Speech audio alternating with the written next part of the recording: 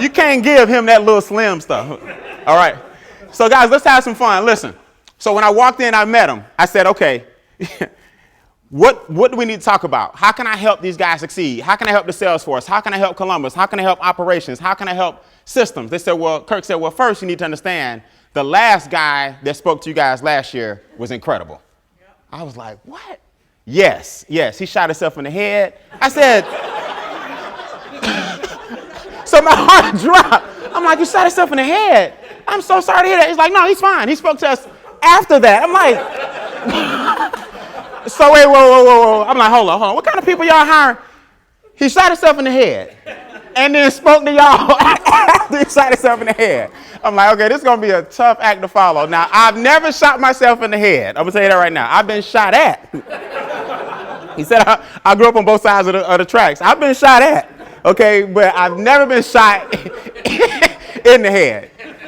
But true story. I did grow up on both sides of the tracks. I'm from Atlanta, Georgia, born and raised.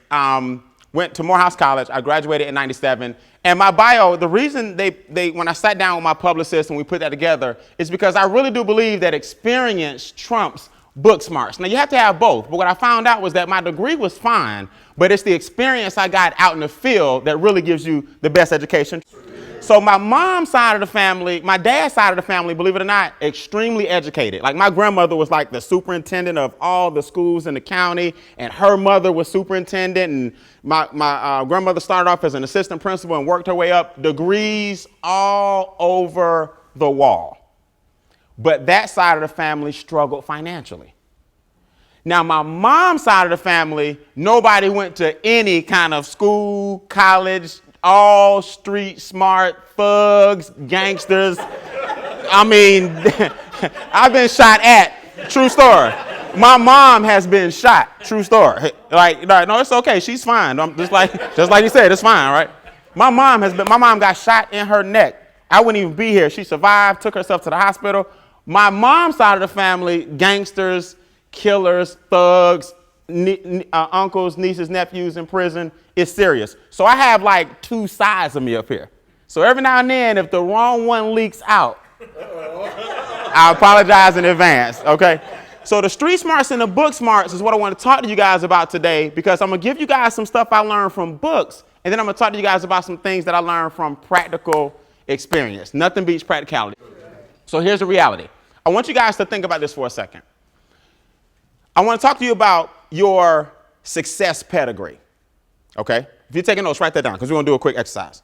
I want to talk to you about your success pedigree, and I'm going to talk to you about my success pedigree, all of which derive from street smarts and book smarts. People say, Brian, how did you fire your boss and retire at the age of 22? I made my first $1 million in my 20s because of my street smarts, not my book smarts. I made my first $1 million in my 20s because of my street smarts.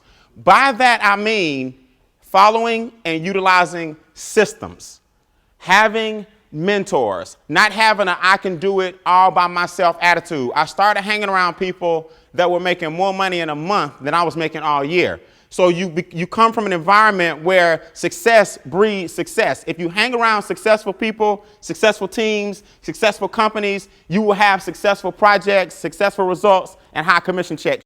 So I started hanging around people that were immensely successful and very, very wealthy, and it rubbed off on me. So I started a business when I was 19 years old, my sophomore year in college, and by the time I was 22, I was earning more from home than my job was paying me every single month. I was making more money in 1 month than my job was paying me every single year. So who would fire their boss too? Okay, so that's what I did. Now, here's what happened. I lost my first $1 million in my 20s too, because I didn't pay attention to the educational side that I needed to understand. The street smarts and the mentorship and the experience got the success and the money, but the book smarts now had to kick in for me to maintain that level of what? Success.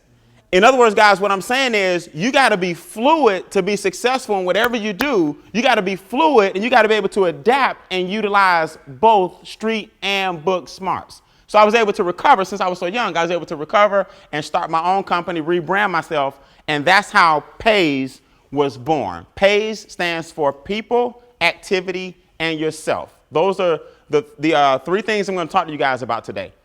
People, activity, and yourself. Network marketing companies hire me a lot of times because that's my background. For 15 years, I did network marketing to talk about people. Our job is basically when you deal with people or clients of any type, we have to move people to action without touching them. That's the name of the game. We got to move our clients to action without what? Without touching them. So that's the P. Now the activity is the A. Doing the right things, creating the right habits, using the right systems, having the right mental attitude that creates the right activity systematically to get the results you want. You have to have the right activity. So we're going to talk about the A today. And the Y.S is the hardest part. That's yourself. See, it's nothing in the world in America you can't accomplish. Everybody got to get excited, man. It's the new year. Is that why we're having this event or this convention, true or false? Because we're going into a new what? New year. The thing I learned a long time ago is that you start your calendar whenever you feel like it. You don't have to wait. Success begins when? Now. It's called now o'clock.